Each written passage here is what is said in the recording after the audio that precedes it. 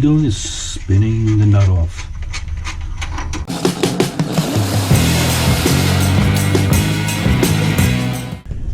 All right, back in the garage again. I'm going to do brake rotors on this 2002 Nissan Pathfinder. This is my winter beater, and it's November, so it's going to be prepped and ready to serve another season for me. Important things: beer, tools, and some music. And so basically today I'm going to go through the front brakes. I got to change the front pads and rotors. But what's really unique about these Pathfinders... Okay, let me explain better how this works. This is a multi-part system hub.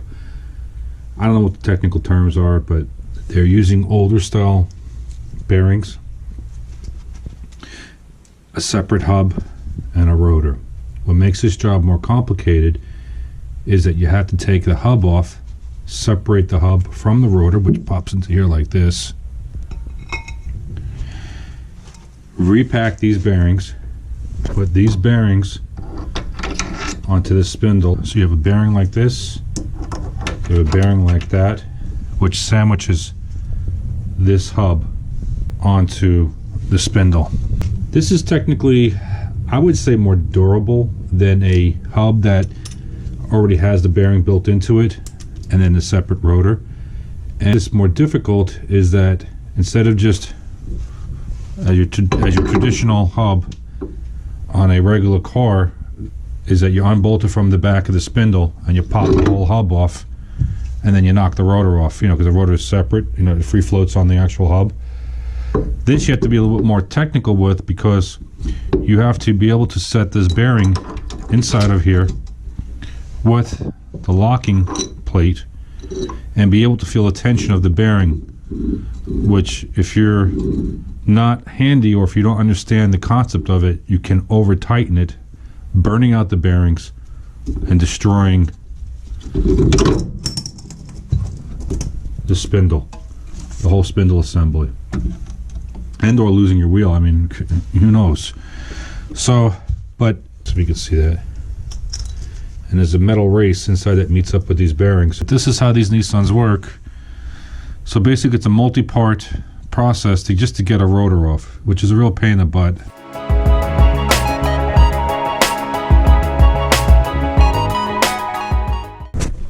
I just want to show you how crusty these rotors are and how nasty and shit that I'm dealing with.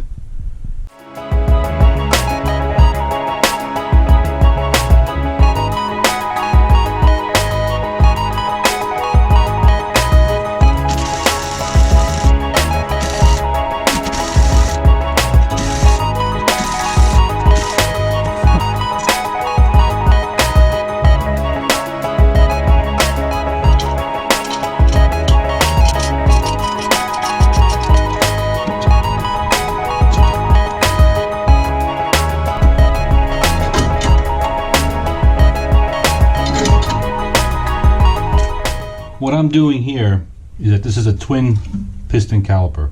Brakes are a little crusty, so I'm trying to work each of the pistons side by side to collapse this caliper before I take it apart. It makes it easier. It also gives me a feel whether the caliper is frozen or not too. Yeah, it's a little crusty, but it is what it is.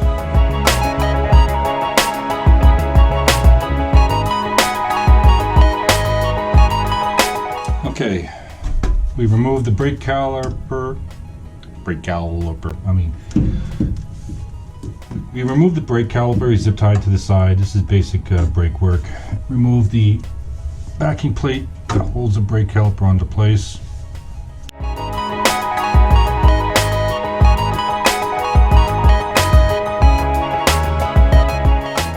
Shit like this really pisses me off.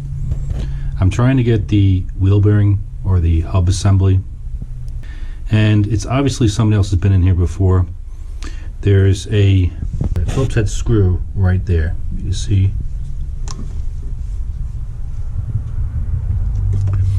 And over here.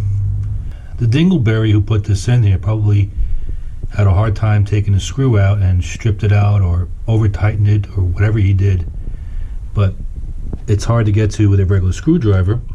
Alright, we're going to try the old-fashioned method. I doubt this is going to work, but let me get a different screwdriver. We don't have to do screws out.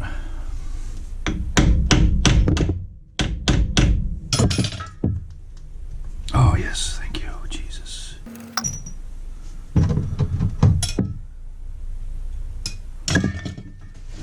Use the right goddamn tool, if not.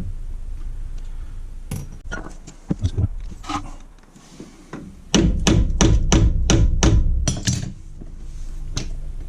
Yes. Oh, drop right in the cup there. Nice. This truck's got 180,000 miles on it. I bought it used, obviously, but ooh, look at that. It's like paste. It's nasty. There we go.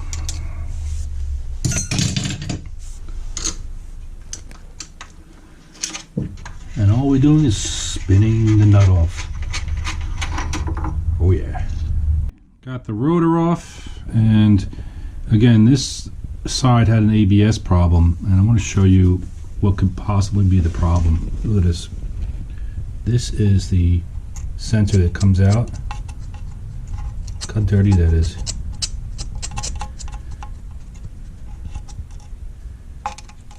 Look how bad the rotor is. That toner ring is completely covered in crap and shit. We're going to go separate this and replace the rotor and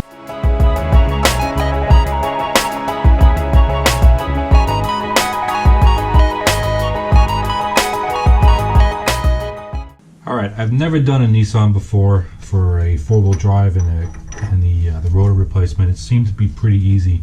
What I've noticed is that this side was loose on the wheel bearing side, and most of the videos I've seen online replacing the wheel bearings or tightening them up and everything, they don't mention that these are kind of like the bearings that you put into here they're very tight on the spindle.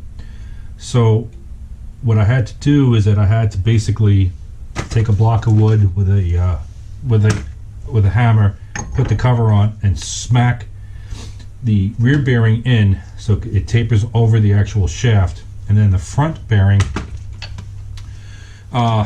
since I don't have a big enough socket to go around it to tap into place, I basically use a screwdriver. I basically tapped it into place along, not hurting the bearing because this is plastic, and I'm hitting it on the actual race itself, and I'm not hitting on the bearing retainer area. After I did that, that's nice. It's not even moving around or anything, and it has a nice tension to it on here. And then basically, this is the retainer nut. There's a special tool for it, but we're in Monkey's garage over here, so we're doing it the hard way. You basically got to line it up. Oops, I think it's the wrong way around. Hold on, let's see it that way.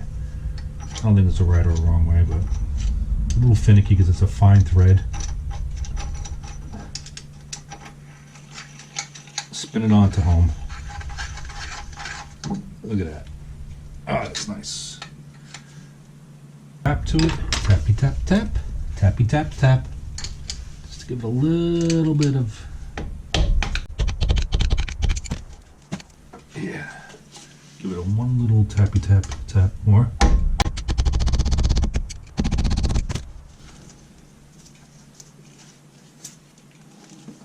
Feeling play, or lack of play, which is good. One more tappy tap. Not like your traditional hub bearings that you get in like front wheel drive cars. This, since it has a tapered bearing in here and it's really hard to get onto the shaft, it's hard to feel the play and the drag on it. So I'm going to keep on hitting it until I feel some drag, and then I'm going to back off.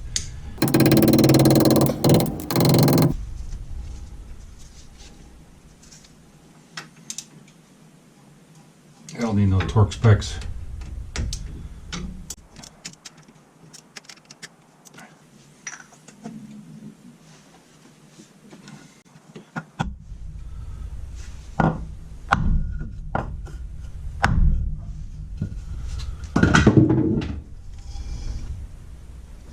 There you go. Fuck yeah, Jesus Christ, this was sort of a pain in the ass to do. Hey, back at the monkey garage here. Finally got these brakes done. Repacked the bearings, adjusted the preload on the bearing. I want to show you a quick example of what I'm dealing with here. This is the caliper that came off of here. I had to beat this son of a bitch off because I thought the brake caliper was frozen, but it wasn't. Notice something here? You brake guys will know that.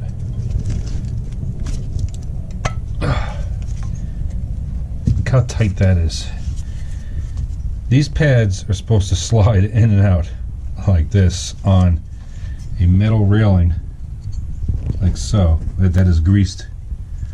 And they're so tight. Check this shit out. I'm gonna show you something. Look what I had to do just to get that off. See these, they're pins basically. It's a rod that goes in and out of a shaft inside of this bracket. I want to show you something. To go back and forth with the caliper.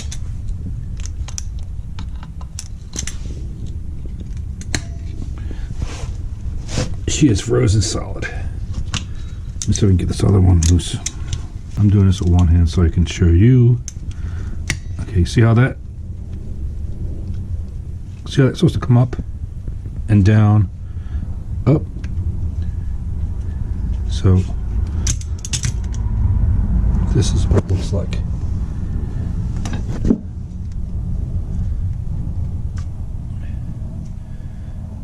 So this is part of the brake job. When you do a brake job, this is what you're supposed to grease. Inside of here, clean these pins out.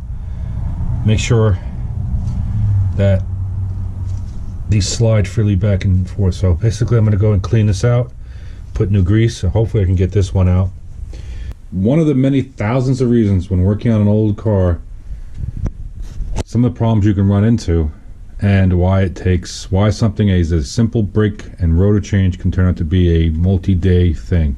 Took off, snapped off. I was trying to heat it, lubricated.